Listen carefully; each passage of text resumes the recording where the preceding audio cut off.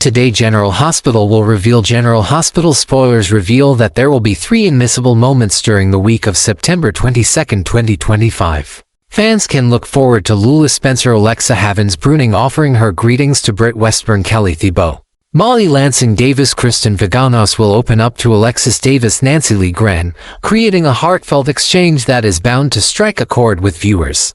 In addition, audiences will witness the entire town of Port Charles gather to say a final farewell to Monica Quartermain Leslie Charleson, a beloved figure whose presence has shaped countless lives. Keep reading to explore the upcoming storylines and emotional turns waiting to unfold in ABC's long-running daytime drama. First, Monica's funeral was sabotaged. Jason had always known what it meant to carry silence like a weapon. Years of living in the shadows had trained him to let his fury simmer behind calm eyes and measured movement. But the rage he felt now was different. It wasn't the cold, calculated kind that sharpened his instincts or cleared his focus. This time, it was suffocating, heavy, personal, the kind of rage that made his hands shake even when he was standing still. It had been there for weeks now, simmering ever since he learned the truth about Jocelyn, how she'd been pulled into something she should never have been near. She was smart, brave, capable, but none of that excused the fact that someone had made her disposable. Not just someone, him. The man who smiled through manipulation. The man who wore trust like a uniform and weaponized patriotism like it was armor. Brennan. The man who had treated Jocelyn like a tool for the WSB's agenda, then sent her back to Port Charles as if it had all been routine. No apology, no accountability, no understanding of what it meant to offer someone like her up to danger. Jason had been furious then, burning with a quiet contempt that even he couldn't fully extinguish. But he hadn't acted. Not because he didn't want to, but because he knew Jocelyn needed to feel in control of her own decisions. She believed in the system. She believed in people like Brennan. So Jason bit his tongue, locked the fury away, and watched as Brennan wormed his way deeper into their lives, as Jocelyn clung to the illusion of purpose. And as Carly tried to find peace in a man whose loyalties shifted like the wind. But now, things had changed. Brennan was no longer just a threat to Jocelyn's ideals. Now, he was aiming for someone else.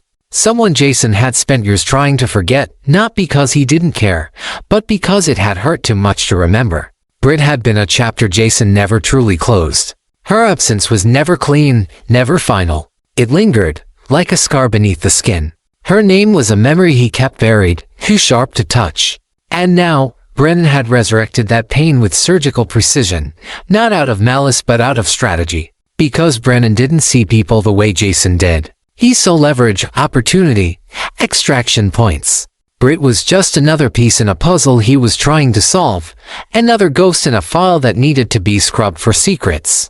When Jason first heard the name, when he realized Brit had become part of Brennan's plan, he felt something cold crack open inside him. He wasn't surprised. He knew Brit's past made her vulnerable to the kind of operations Brennan was obsessed with. Her connection to Dalton, her time spent near experimental programs, her medical historial of it made her useful. But useful was just another word for expendable in Brennan's world. Jason could already see the shape of it. A black site. No paper trail. A team sent in at night. Brit disappeared, her name buried beneath layers of bureaucratic silence. The kind that ensured no one came looking. The kind Jason knew too well. Because he had lived in those shadows. He had been the one who disappeared people. And now, it was being done to someone he couldn't lose again. He knew Brit wouldn't see it coming. She'd trust the wrong voice. She'd assume the system was flawed but recoverable. She wouldn't realize that the moment Brennan set his sights on her, the game had already ended. Jason watched it unfold from the periphery. He monitored the increase in surveillance around her hospital shift. Noticed how her travel logs were being accessed by unfamiliar terminals. Her name began circulating through closed WSB channels, always tied to legacy files, always with an asterisk that reeked of retroactive justification. It was exactly the kind of paper trail Brennan specialized in, just enough to claim legitimacy, just enough to hide a disappearance behind language no one questioned. Jason didn't wait for confirmation. He moved before the net could close. He started with quiet investigation routine sweeps of her apartment, digital backtraces, checking her tail without alerting her. But the deeper he went, the more certain he became that the decision had already been made. Brennan didn't discuss things unless the plan was already in motion. Jason had spent too many years deciphering those signs not to recognize them. And every instinct in his body screamed that Brit was being prepared for extraction. Whether she knew it or not didn't matter. Brennan wouldn't risk a scene. He would do what he always did, or see her quietly and permanently. The guilt that rose in Jason's chest was something he hadn't felt in years. Not since the night he left her behind. Not since the explosion. Not since his own disappearance sent shockwaves through the lives of the people who had trusted him. Brit had mourned him. He knew that now. She had rebuilt her life, tried to move on, buried her anger beneath compassion and logic. And just as she had started to find balance again, this man, this agent, was about to steal all of that from her. It felt like watching a fire creep towards someone he had already failed once. This time, he wouldn't let it consume her. He began preparing for what had to be done. His weapons remained locked away, but his mind shifted into a space he had long tried to leave behind. He reviewed the layout of her hospital. He memorized her schedule. He traced Brennan's recent travel and flagged each WSB plane that had gone dark on radar within 100 miles. Every movement had a shadow now, and Jason watched them all. It wasn't paranoia. It was strategy. It was control. It was the only way he could breathe.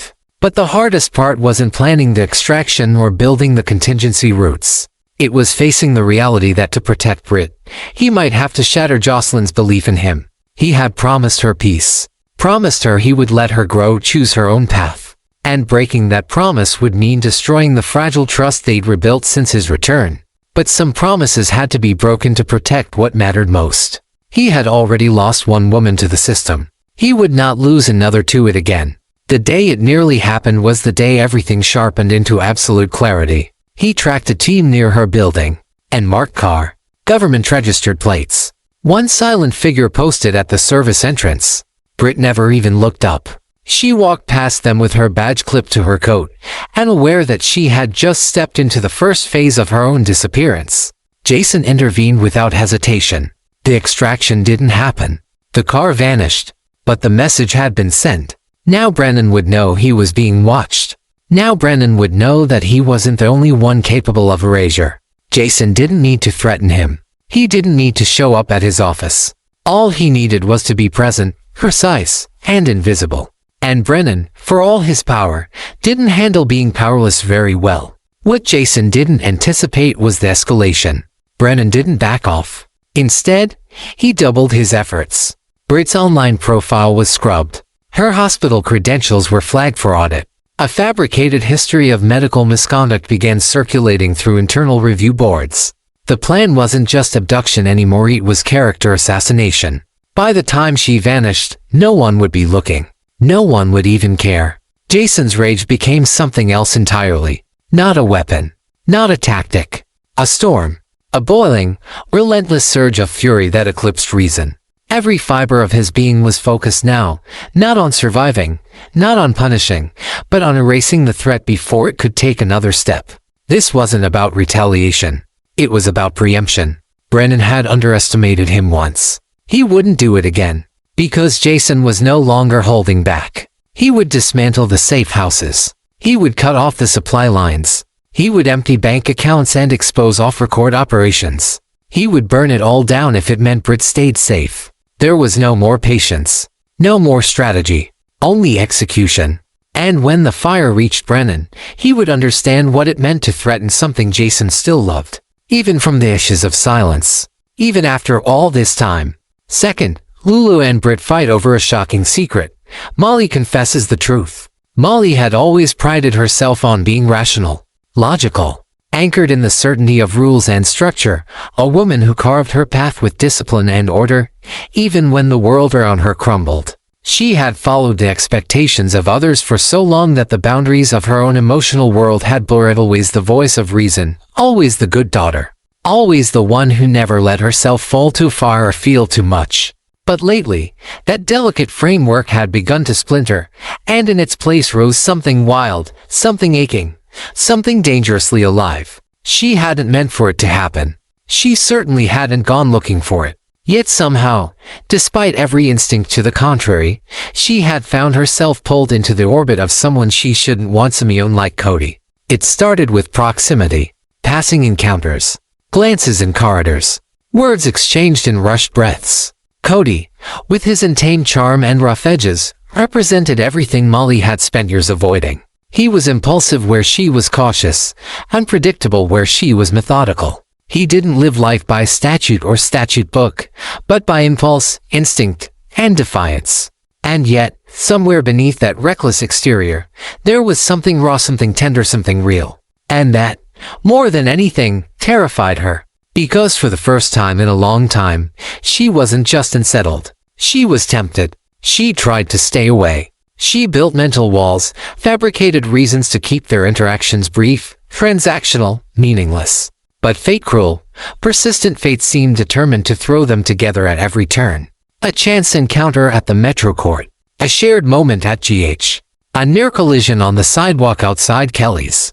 Every meeting chipped away at her resistance, revealing layers of feelings she no longer had the strength to deny. And the more she tried to dismiss it, the stronger it became. It wasn't love, not yet. But it was something unmistakably dangerous, something that made her question every safe decision she had ever made. When the pressure became unbearable, when the guilt clawed too deeply at her conscience, she did the only thing she could. She went to her mother. Alexis had always been her anchor, her protector, her confessor. And yet even as Molly sat before her, the words caught in her throat like thorns. The weight of what she was about to admit felt heavier than any law book, more volatile than any courtroom cross-examination. She wasn't just revealing a crush. She was confessing the slow unraveling of her carefully constructed life. A chasm was opening beneath her feet, and Alexis, calm and composed, simply waited. In time, the confession came not as a dramatic revelation but as a whispered truth buried beneath layers of denial. Molly admitted that something had shifted, that Cody had taken up residence in her thoughts in ways she couldn't control. She admitted that she had tried to resist, tried to maintain distance, but it was futile. Every attempt at detachment only made the next encounter more electric, more undeniable. She didn't want to feel this way. She wasn't supposed to feel this way, but she did. Alexis didn't flinch. She didn't interrupt. She simply listened, allowing Molly to spiral, to unburden. And when the silence returned, heavy and expectant, Alexis's presence remained steady, unjudging, and shaken. Because she understood better than anyone the cost of burying feelings too deeply. She knew what happened when a woman ignored her own heart for the sake of order. So she didn't scold Molly. She didn't shame her. Instead, she reminded her daughter of the truth she already knew: emotions, no matter how inconvenient or untimely, cannot be buried forever. They will claw their way to the surface, one way or another. The only path forward was through them, not around them. Elsewhere, in a different part of Port Charles, another woman was standing at a different kind of crossroads. Lulu, recently returned to a world that had changed in her absence, found herself grappling with the frayed edges of relationships that once defined her. She had spent so much time in isolation, suspended between memory and oblivion, that returning to consciousness felt like stepping into someone else's life. Her son had grown. Her friends had moved on. Her enemies had softened. The world had evolved without her. But there was one connection she couldn't ignore.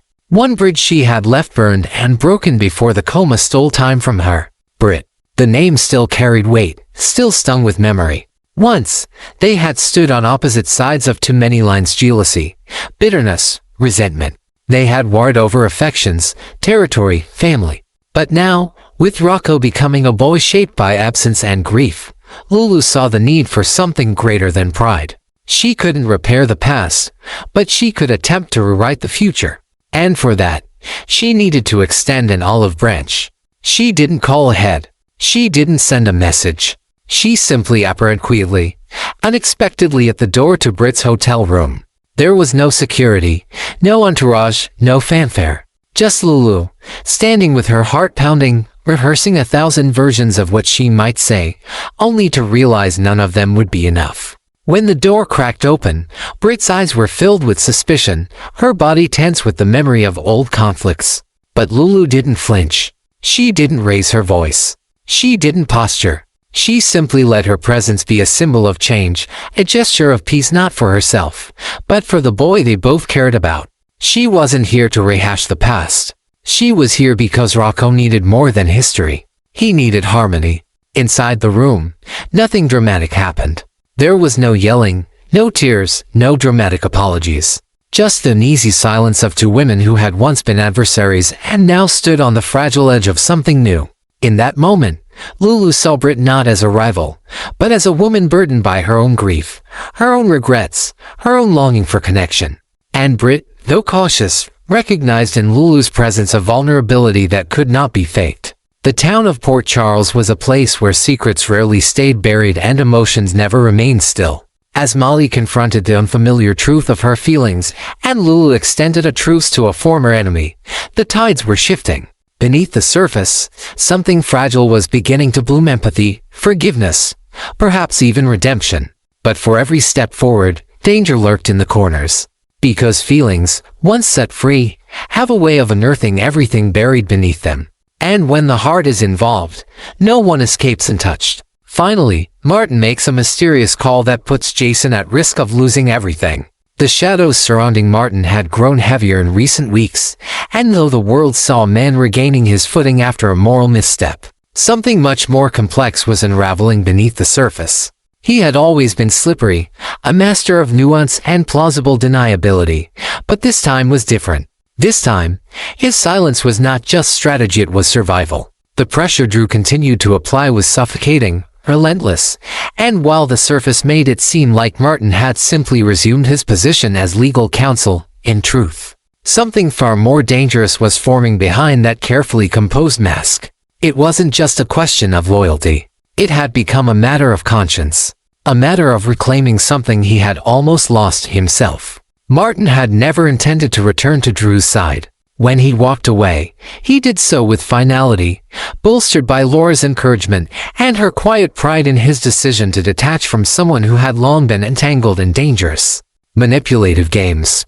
But power has a way of dragging people back in, and Drew, with his unnerving calm and veiled demands, had a way of making refusal feel like betrayal. Drew didn't shout. He didn't threaten. He simply reminded Martin of debts owed, of opportunities granted, of silence required. And Martin, tired and increasingly disillusioned, relented, at least on the surface. What few people saw, however, was the toll this duplicity had taken. Martin was not the same man who once thrived on legal maneuvering and semantic trickery. The weight of recent events had carved something new into him, a quiet, gnawing need to cleanse his record, to stand for something again, not just skate by in the murky middle. And that need had crystallized into action with one quiet, deliberate gesture, a phone call. One that no one knew he made. One that might change everything.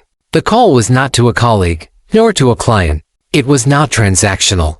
It was confessional. Not in words, but in intent. The voice on the other end had asked no questions. There was no confirmation, no plan laid out in full. Just a name, a location, and a time.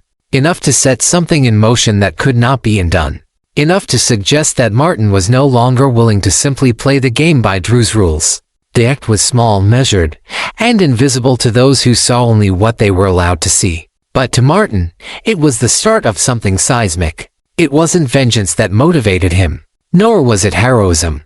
It was the quiet exhaustion of a man who had watched too many others fall because he failed to draw a line in time. It was the steady accumulation of guilt that had not dissipated with time, but instead calcified in his chest, hardening into a decision that could no longer be ignored. Drew had crossed lines under the guise of control, and Martin, in his proximity, had allowed it. But now, the consequences were no longer theoretical. They were tangible, real, and in Laura's eyes, he had glimpsed the cost of inaction. Her pride in his initial decision to walk away had been sincere, luminous even, but now, that light was dimming under the shadow of his return to Drew's orbit. Laura had always been the quiet compass in Martin's life, never demanding, never forceful, but always holding him to a higher version of himself. Her belief in his better nature haunted him, not because it was naive, but because it was accurate. She believed he could be more, and every time he fell short of that belief, the silence between them grew heavier. She didn't ask questions when he returned to Drew's side, but her disappointment lingered in the spaces between their conversations. It was subtle, devastating, and impossible to ignore. Martin understood now that the only way to redeem himself was not to continue pretending, but to take a risk that might destroy everything. The phone call had been the first step. What followed would require precision, courage, and an unflinching acceptance of consequence. He would not confront Drew outright. That would be suicidal, both figuratively and perhaps literally. Drew had power, resources, reach. He operated in shadows wrapped in just enough legitimacy to escape scrutiny. But Drew's recent behavior had made him sloppy. He had begun issuing orders too openly, leaning into control without cover. The confidence that once made him careful had become arrogance. And that arrogance left trails Martin had begun to collect, quietly, methodically. The legal documents, the sealed records, the shell companions, everything Drew had used to shield his actions was now under review, not by authorities, but by someone else entirely. Someone Martin had trusted once, long ago, before lines were blurred and loyalties twisted. That someone now held the key to a file Drew believed to be buried for good. And Martin, with one phone call, had made sure that key would turn. Still, doubt plagued him. There was no glory in what he was doing. If the truth emerged, if Drew fell, the fallout would be catastrophic. Not just for Drew, but for those orbiting his influence. Allies, friends, people who had no idea how much danger they were in. And if Martin was exposed, if it was revealed that he was the one who initiated the unraveling, he would be cast as a traitor, a coward, a man who had waited too long to do the right thing. But silence was no longer an option. The more he allowed Drew to manipulate the system, the more complicit he became. The law had always been Martin's language of redemption, but now, the law alone wouldn't be enough. It required sacrifice. It required breaking the code of quiet loyalty he had once sworn to uphold. So, he waited. Not for vindication, but for ignition. He knew the story would break soon through the press, through leaked documents, through a ripple of internal emails that would eventually surface. And when it did, Martin would be ready. Not to defend himself, but to accept the consequences. He didn't expect forgiveness. He didn't want celebration. He only wanted to face himself in the mirror and know that, for once, he had not stepped aside, that he had not chosen comfort over truth. And Drew, he would never see it coming, because Drew still believed that loyalty could be bought, that silence could be managed, that proximity equaled obedience. But Martin had been watching, learning. And now, for the first time in years, he had made a choice that could not be undone. In the days to come, poor Charles would feel the tremors of this shift. Names would be implicated. Relationships would fracture. The web Drew had woven would begin to tear. And through it all, Martin would remain silent. Not out of guilt, but out of resolve. Because the phone call had already been made. The fuse was lit. And the reckoning had already begun.